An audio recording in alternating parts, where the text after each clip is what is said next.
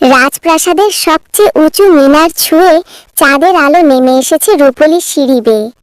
সেই আলো ভেঙে পড়েছে রানীর শয়নকক্ষে। নরম মখমলের শয্যায় রানী শুয়ে আছে, বুকে জড়িয়ে ছোট্ট মেয়েটিকে। মেয়েটির নাম তারা, চোখ দুটো বড়, কৌতূহলে ভরা।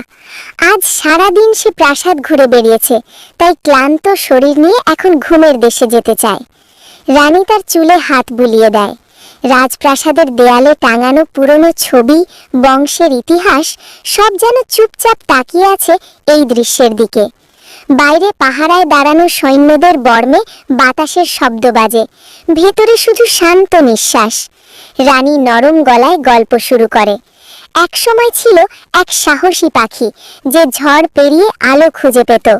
তারা গল্প শুনে মুচকি হাসে, তার ছোট আঙুল রানীর শাড়ির পাড় আঁকড়ে ধরে। শয্যার পাশে ছোট প্রদীপটা জ্বলছে, তার আলোয় ঘরের ছায়াগুলো নাচে। রানী ভাবে, রাজ্য শাসন করা যতটা কঠিন, এই মুহূর্তটা ততটাই সহজ। এখানে কোনো আদেশ নেই, কোনো দরবার নেই, আছে শুধু ভালোবাসা আর আশ্রয়।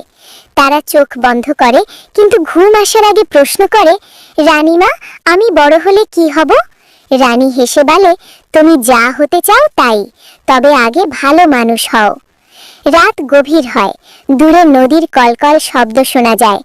রাজপ্রাসাদের বাগানে জুঁই ফুলের গন্ধ ভেসে আসে জানালা দিয়ে। তারা ধীরে ধীরে ঘুমিয়ে পড়ে। তার শ্বাসের ওঠানামায় রানীর বুক ভরে ওঠে। রানী জানে এই শিশুর ভবিষ্যৎই রাজ্যের আগামীকাল। তাই সে শুধু গল্পই শোনায় না, স্বপ্নও বোনে। হঠাৎ বাতাসে মেঘ সরে যায়, চাঁদ আরো উজ্জ্বল হয়। রানী কম্বলে ঠিকঠাক ঢেকে দেয় তারাকে।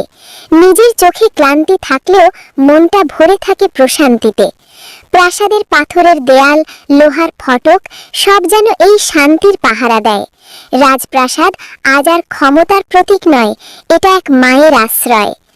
ভোরের দিকে পাখির ডাক শোনা যাবে, নতুন দিন শুরু হবে, নতুন দায়িত্ব আসবে। কিন্তু এই রাতের স্মৃতি থাকবে রানীর হৃদয়ে।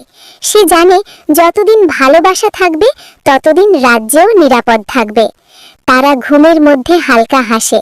রানী চোখ বন্ধ করে, সন্তানের উষ্ণতায় নিজেও ঘুমিয়ে পড়ে।